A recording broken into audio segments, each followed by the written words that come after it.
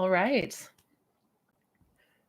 So today we are going to be doing something a little bit different. First time doing something like this, but for a few weeks now, I have been mentioning and talking about how I want to start reading more from Neville's lectures and sort of breaking down, translating, or decoding them, so to speak.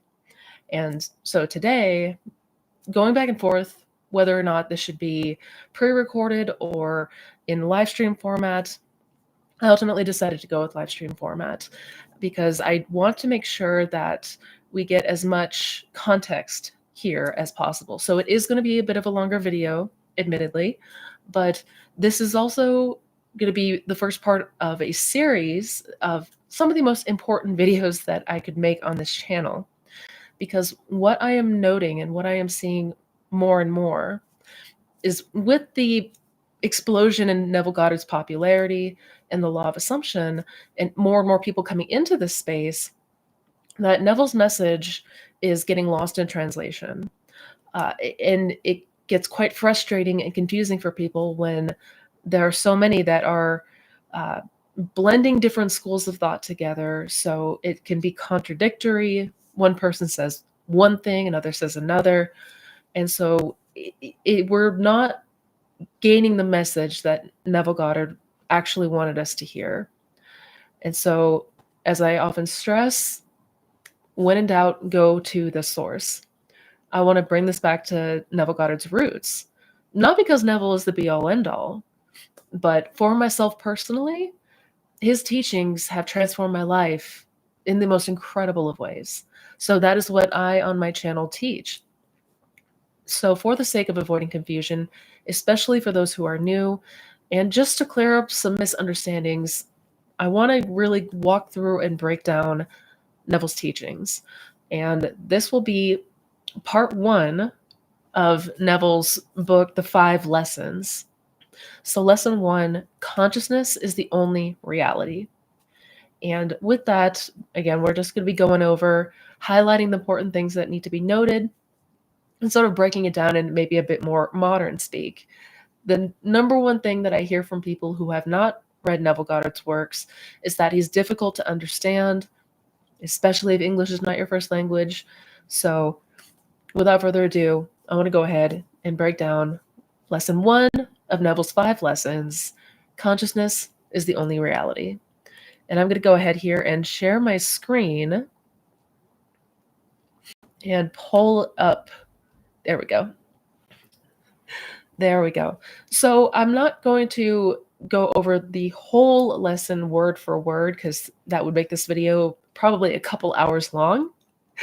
But I am going to go over the highlights, the important things to note, and of course, I am going to leave the link to this down in the description box.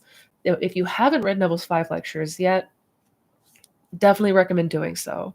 Or if you want to read and follow along with this video or take notes, whatever you prefer, but again, we have to come back to the source of this. We have to come back to understanding this.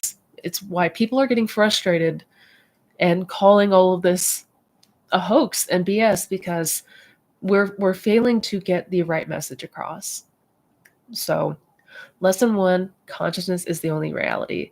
I'm going to read some excerpts and kind of break down what he is talking about. This is going to be a very practical course. Therefore, I hope that everyone in this class has a very clear picture of what he desires, for I am convinced that you can realize your desires by the technique you'll receive here this week in these 5 lessons. That you may receive the full benefit of these instructions, let me state now that the Bible has no reference at all to any persons who ever existed or to any event that ever occurred upon earth. The ancient storytellers were not writing history, but an allegorical picture lesson of certain basic principles which they clothed in the garb of history, and they adapted these stories to the limited capacity of a most uncritical and credulous people. So what I'm going to do, go back and forth between the screen sharing and this. So basically, Neville is starting with the explanation about how he teaches the Bible. And most of you who have studied Neville and the law of assumption have probably already picked up on and learned that Neville did not teach the Bible in the traditional sense. He taught the Bible not as history, not as from people living thousands of years ago, but instead that the Bible is meant to be taken figuratively, that it is meant to be taken in allegory and metaphor.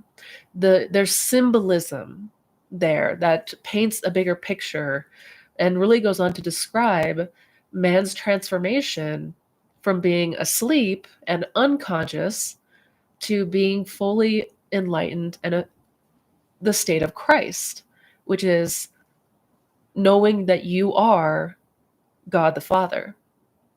So the Bible is, the stories there are symbolism and allegory telling us about how we are ultimately coming into the understanding that we are God, that our consciousness is God.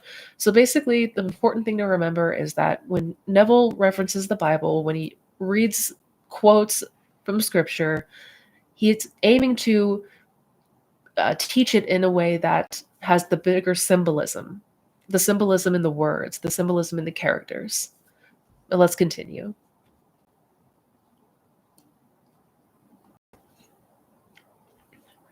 Before we can come to the first of the psychological dramas that you and I may use in a practical sense, let me state the two outstanding names of the Bible, the one you and I translate as God or Jehovah, and the one we call his Son, which we have as Jesus.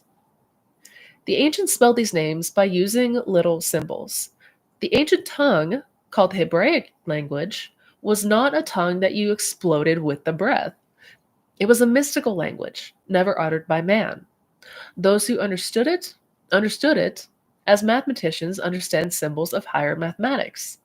It is not something people used to convey thought, as I now use the English language. They said that God's name was spelled Yod-He, Vav-He. I shall take these symbols, and in our normal down-to-earth language, explain them in this manner. The first letter, Yod, in the name of God, is a hand or a seed. Not just a hand, but the hand of the director. If there is one organ of man that discriminates and sets him apart from the entire world of creation, it is his hand. What we call a hand in the anthropoid ape is not a hand. It is used only for the purpose of conveying food to the mouth or to swing from branch to branch. Man's hand fashions. It molds. You cannot really express yourself without the hand. This is the builder's hand, the hand of the director. It directs and molds and builds within your world. The ancient storytellers called the first letter Yod the hand, or the absolute seed out of which the whole of creation will come. To the second letter, He, they give the symbol of a window. A window is an eye. The window is to the house what the eye is to the body. The third letter, Vav, they called a nail. A nail is used for the purpose of binding things together. The conjunction and, in the Hebraic language, is simply the third letter, or Vav. If I wanted to say man and woman, I put the Vav in the middle, and it binds them together. The fourth and last letter, He, is another window, or eye. So I have made a video talking in more detail about this, about Yod He Vav He, and the symbols that make up the name Jehovah or God. Basically, this is a breakdown in consciousness and how we create. These four symbols, these four letters, go on to explain how we, as the creator, create. So the first letter, Yod, symbolizes I am. That is the creator. That is the hand of the director or the one who creates. That refers to God. That refers to your I amness. The third letter, the second letter, He, is a window or an eye. That refers to imagination. That is our ability to perceive. That is our ability to see things in here that we are not currently aware of out here. So, hey is the power of your imagination. Vow, the third letter, the third symbol, is what binds the two. So, that binds you as I am, or God, to your imagination, so that you become aware of being what you are imagining. And then the final symbol, hey, is another window, and that is the outpicturing or objectification of what you are innerly experiencing. So basically, in the simplest of terms, Yod is to be, is I am. Yod Hey is to be aware of something. Yod Hey Vow is to be aware of being something or someone. And the last letter Hey is then the outpicturing of that. So I, as Yod, am aware of being that which I want to be and will see it outpictured. Let's keep going.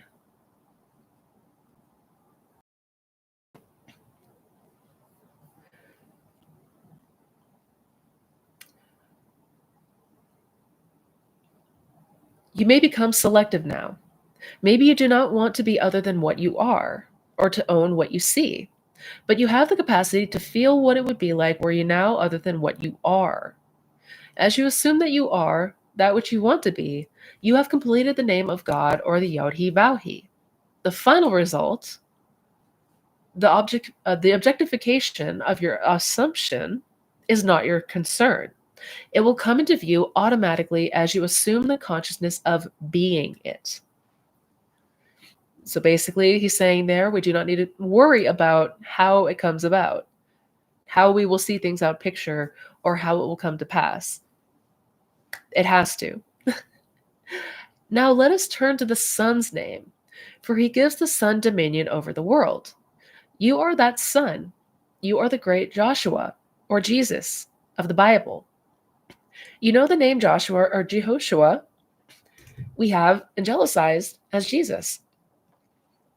Excuse me. The Son's name is almost like the Father's name. The first three letters of the Father's name are the first three letters of the Son's name, Yod-He Vav. Then you add a shin and an ayin, making the Son's name read Yod-He Vav Shin Ayin. You have heard what the first three are, Yod-He Vav. Yod means you are aware. He means that you are aware of something. Vow means that you became aware of being that which you are aware. You have dominion because you have the ability to conceive and to become that which you conceive. That is the power of creation. But why is a shin put in the name of the Son? Because of the infinite mercy of the Father. Mind you, the Father and the Son are one. But when the Father becomes conscious of being man, he puts within the condition called man that which he did not give unto himself. He puts a shin for this purpose. A shin is symbolized as a tooth. A tooth is that which consumes, that which devours. I must have within me the power to consume that which I now dislike. I, in my ignorance, brought to birth certain things I now dislike and would like to leave behind me. Were there not within me the flames that would consume it, I would be condemned forever to live in a world of all my mistakes. But there is a shin, or flame, within the name of the Son, which allows that Son to become detached from states he formerly expressed within the world. Man is incapable of seeing other than the contents of his own consciousness. If I now become detached in consciousness from this room by turning my attention away from it, then I am no longer conscious of it. There is something in me that devours it within me. It can only live within my objective world if I keep it alive within my consciousness. So Neville is explaining here the Son, Jesus, the same three symbols that come with the symbols of the Father, Yod He Vav, are the same. The same as the Father is the same as the Son. That is to be aware of something, and then be aware of being something. Those are the three letters of creation. Where it differs from God or Jehovah, the Father, is that the Son has the ability to detach, basically. The Shin represents a tooth, that which consumes or devours. That gives us the ability to detach ourselves from states that we may, in our ignorance or accidentally created. When we created something that was not ideal, we have the ability to then remove it from our life entirely. By getting it out of our awareness, by turning our attention away from it, that state will cease to be. If we did not have that ability, we would be condemned to live in all the mistakes that we've ever made. So the biggest difference between God the Father and the Son is the ability in us as man to consume or devour or detach from states that we no longer want to experience, that we accidentally brought into fruition but no longer want to experience. And let's keep going.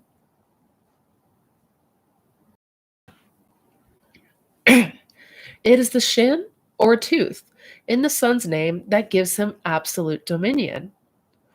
Why could it have not been in the Father's name? For the simple reason, nothing can cease to be in the Father. Even the unlovely things cannot cease to be. If I once gave it expression, forever and ever it remains locked within the dimensionally greater self, which is the Father. But I would not like to keep alive within my world all of my mistakes. So I, in my infinite mercy, gave to myself, when I became man, the power to become detached from these things that I, in my ignorance, brought to birth in my world. This is also an important thing to note. So, again, the reason why the Father's name does not have the shin or ability to detach is because every state exists within the greater consciousness, within your greater self. Nothing ceases to be in that greater consciousness, that what does he call it? Dimensionally higher self. That goes to all creation being finished. All states of consciousness already exist, good or bad. So to the Father, to the highest self, all states still exist. But as man, in human form, we have the ability to devour or detach from basically the things that were crappy and that we do not want. Let's continue.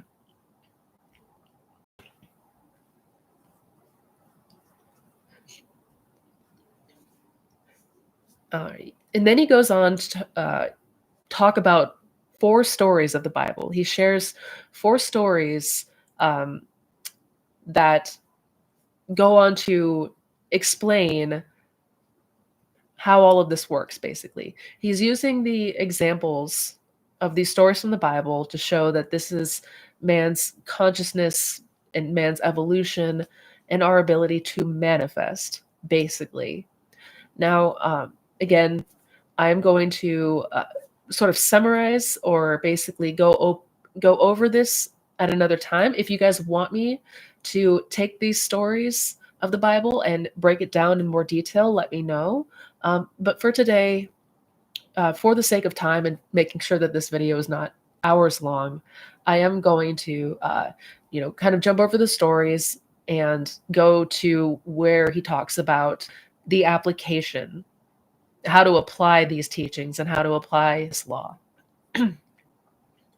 Because basically, in each story, it is similar in theme, that we must become whatever it is that we want to be, that we must completely die to the old self, that we cannot take the contents of the old state with us into the new state. And each of these stories goes into explaining that. And he goes on to break down the metaphor and the symbolism, and basically tries to make sense of it in our everyday understanding. But for the sake of the time that we have today, and again, let me know if you want me to go over these stories and break them down in more detail. I have no problem doing that. Um, and I do encourage you to read it. I do encourage you to, down in the description box, click on the link and read over the stories and really kind of take in what he is saying there. But Neville says, afterwards, after he shares those 4 stories, these are the 4 stories I promised you tonight. You must apply them.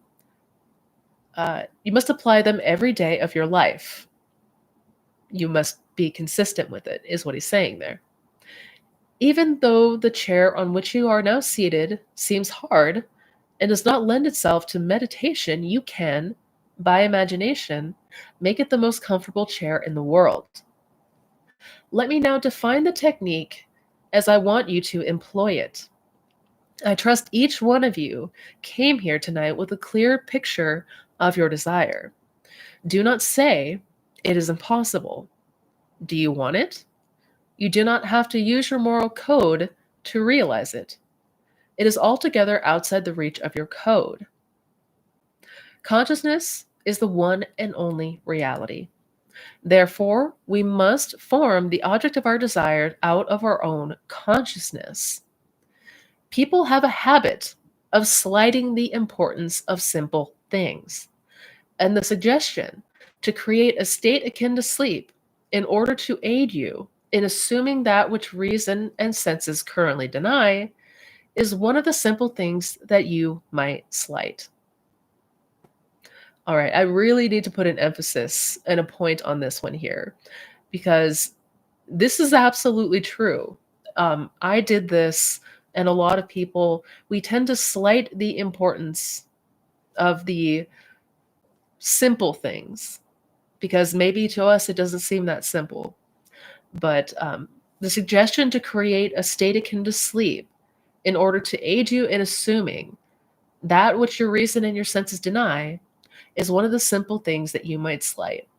So even Neville, back in his day, was reminding people or telling people, look, you may want to skip this. You may want to say, oh, I don't want to bother with sats or whatever. Don't skip don't slight the simple things, is his point there. And he goes into detail as to why he recommends sats in getting into the state akin to sleep.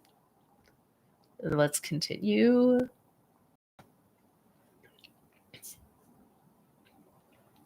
However, the simple formula for changing the future, which was discovered by the ancient teachers and given to us in the Bible, can be proved by all. The first step in changing the future is desire. That is, define your objective. Know definitely what you want. Second, construct an event which you believe you would encounter following the fulfillment of your desire. An event which implies fulfillment of your desire, something which will have the action of self predominant. The third step is to immobilize the physical body and induce a state akin to sleep. Then, mentally feel yourself right into the proposed action. Imagine all the while that you are actually performing the action here and now. You must participate in the imaginary action, not merely stand back and look on, but feel that you are actually performing the action so that the imaginary sensation is real to you. This part is important. This part is important. We have to, if when doing sats or any kind of imaginal act, the idea is to, all the while you are performing the action right here and now. So you're not just thinking about this outcome that you want. You're not just thinking or seeing the picture of it in your mind. You are putting yourself in the scene. Like you are the main character from first person point of view. You are performing the action right here and right now. Not merely stand back and look on, you must be participating in it. So you feel that you are actually performing this action so that the imaginary sensation is real to you. Also often gets slighted, but let's move on. It is important to always remember that the proposed action must be one which follows the fulfillment of your desire, one which implies fulfillment. For example, suppose you desired promotion in office. Then being congratulated would be an event you would encounter following the fulfillment of your desire.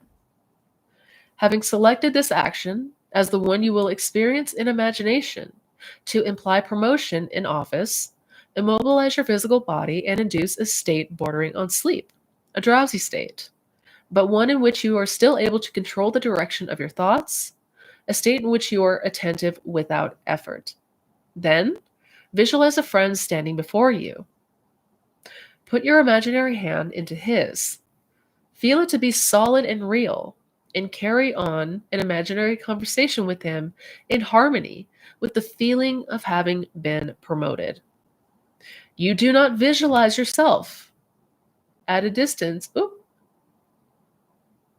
me see. You do not visualize yourself at a distance in pointing of space, at a distance of pointing in time, being congratulated on your good fortune. Instead, you make elsewhere here and the future now. The difference between feeling yourself in action here and now and visualizing yourself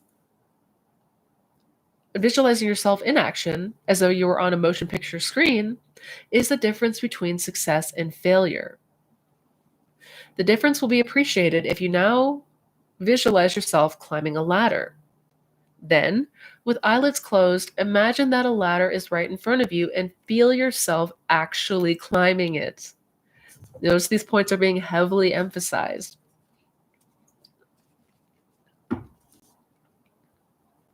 We need to get in the habit of putting ourselves in that scene, like in first person. You are taking the actions just as you would be if it were happening in the 3D, in the so-called real world. You are not thinking about your desire at a distant space and time. You are making it so it is present tense happening right now. And this is single-handedly one of the biggest areas that we miss the mark because we're effectively daydreaming instead of being and imagining that we are now what we want to be in this present moment. Experience has taught me to restrict the imaginary action, which implies fulfillment of the desire, to condense the idea into a single act, and to reenact it over and over again till it has the feeling of reality. Otherwise, your attention will wander off along an associational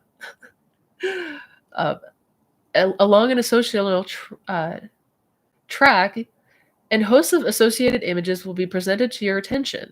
And in a few seconds, they will lead you hundreds of miles away from your objective in point of space and years away in point of time. So basically, he's recommending here that you take the scene or whatever implies that you now have your desire and condense it. Keep it short, keep it sweet for the express purpose of not getting distracted and your mind wandering off, which is also something that is incredibly common and that a lot of us face on this journey. If you decide to climb a particular flight of stairs, Because that is the likely event to follow the fulfillment of your desire, then you must restrict the action to climbing that particular flight of stairs. Should your attention wander, bring it back to its task of climbing that flight of stairs, and keep on doing so until the imaginary action has all the solidity and distinctness of reality. This part is important. This next part is important. The idea must be maintained in the mind without any sensible effort on your part. You must, with the minimum of effort, permeate the mind with the feeling of the wish fulfilled. Drowsiness facilitates change because it favors attention without effort, but it must not be pushed to the state of sleep in which you no longer are able to control the movements of your attention, but a moderate degree of drowsiness in which you are still able to direct your thoughts. A most effective way to embody a desire is to assume the feeling of the wish fulfilled and then, in a relaxed and drowsy state, repeat over and over again, like a lullaby, any short phrase which implies fulfillment of your desire, such as thank you, thank you, thank you, as though you addressed a higher power for having given you that which you desired. So this part, arguably the most important. And Neville stresses this point several times. I stress this point several times, that whenever we go to imagine, whenever we go to do the imaginal act, we must do so, we must imagine and maintain it without any sensible effort on our part. This is to be used with the minimum of effort. And by and far, this is one of the biggest areas of struggle because we are forcing too hard. We are trying too hard. We are using willpower to try to make ourselves imagine or feel something. And that is not going to benefit. That is not going to be helpful. So, with the minimum of effort, permeate the mind with the feeling of the wish fulfilled. He goes on to explain why he suggests SATs for this practice, because drowsiness facilitates change because it favors attention without effort. A moderate degree of drowsiness in which you are still able to direct your thoughts is the most effective way. So what he's saying here is that when we are in a drowsy state, when we are in a deeply relaxed state, that is the most effective time to imagine, because that kind of state, it favors attention without effort. So if you are noticing a lot of resistance to trying to, do a bunch of stuff during the day to day, if you're constantly battling yourself, if you're noticing a lot of pushback, make sure to take advantage of the drowsy state. There's a reason why Neville presses it over and over and over again. And honestly, I truly do think that this is one of the main reasons that people are not seeing their desire come to fruition. Because of, due to misunderstanding and a lot of misinterpretation, we're missing one of the most important points that Neville tried to make. So always remember, path of least effort, maintaining that wish fulfilled feeling with least effort. And drowsiness is the ideal because it facilitates change and favors attention without effort. So let's continue.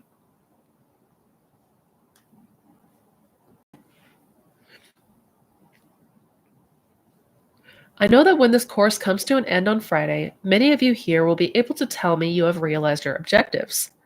2 weeks ago, I left the platform and went to the door to shake hands with the audience. I am safe in saying that at least 35 out of a class of 135 told me that which they desired when they joined this class had already been realized. This happened only 2 weeks ago. I did nothing to bring it to pass, save to give them this technique of prayer.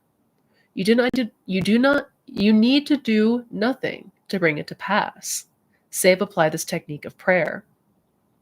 With your eyes closed and your physical body immobilized, induce a state akin to sleep and enter into the action as though you were an actor playing the part. Experience, in imagination, what you would experience in the flesh were you now in possession of your objective. Make elsewhere here and then now. And the greater you, using a larger focus, will use all means and call them good, which tend toward the production of that which you have assumed. You are relieved of all responsibility to make it so, because as you imagine and feel that it is so, your dimensionally larger self determines that means. Do not think for one moment that someone is going to be injured in order to make it so, or that someone is going to be disappointed. It is still not your concern. I must drive this home. Too many of us, schooled in different walks of life, are so concerned about the other. You ask, if I get what I want, will it not imply injury to another? There are ways you know not of, so do not be concerned. Close your eyes now, because we are going to be in a long silence. Soon you will become so lost in contemplation, feeling that you are what you want to be, that you will be totally unconscious of the fact that you are in this room with others. You will receive a shock when you open your eyes and discover we are here. It should be a shock when you open your eyes and discover that you are not actually that which, a moment before, you felt you were, or felt you possessed. Now we will go into the deep.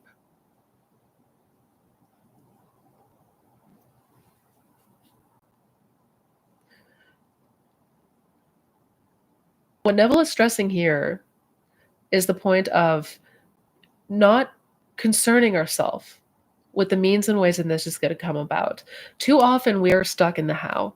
How is it going to work? How is this possibly going to happen? How can I get this to go from where I am now to where I want it to be? We do not need to concern ourselves with any of that.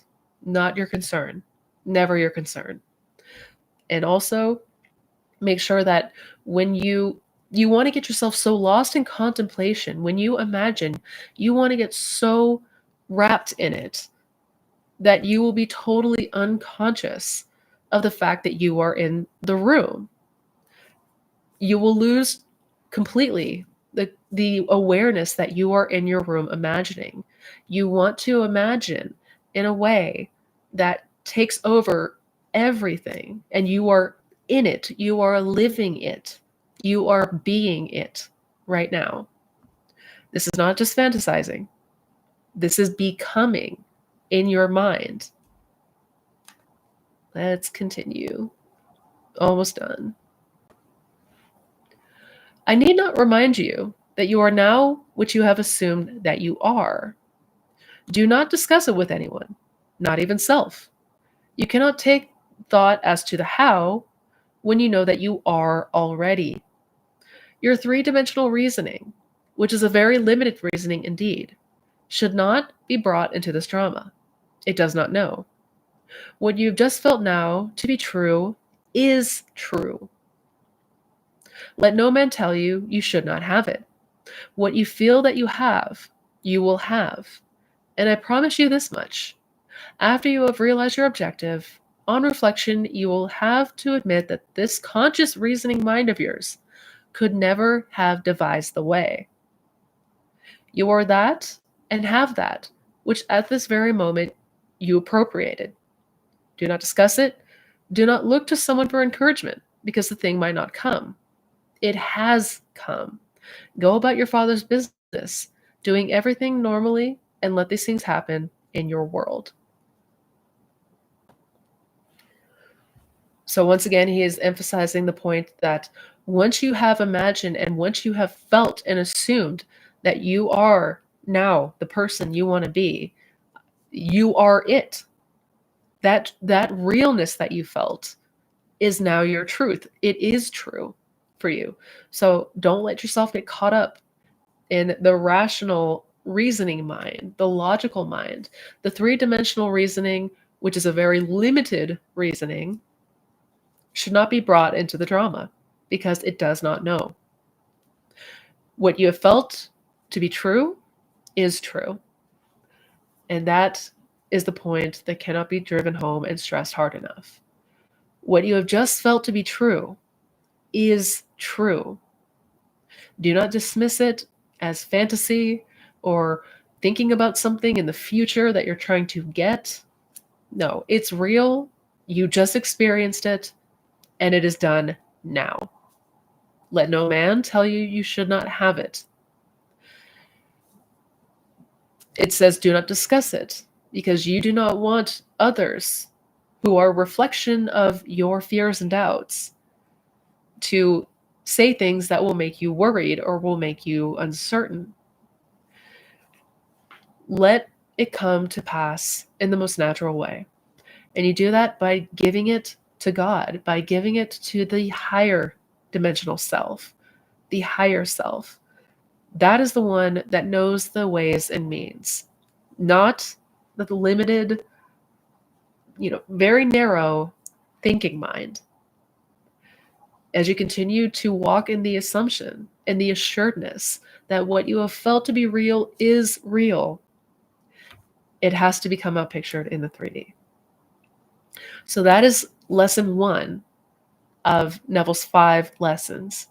And I will be going over the remaining 4 lessons in the coming weeks. Again, this is a series that I really have been meaning to get started for some time, because too often we are missing the message. We are not understanding what Neville has been teaching. And because there has been so much mixture and blending of different schools of thought, people are not applying this in the way that they should be. People are not understanding this in the way that they should.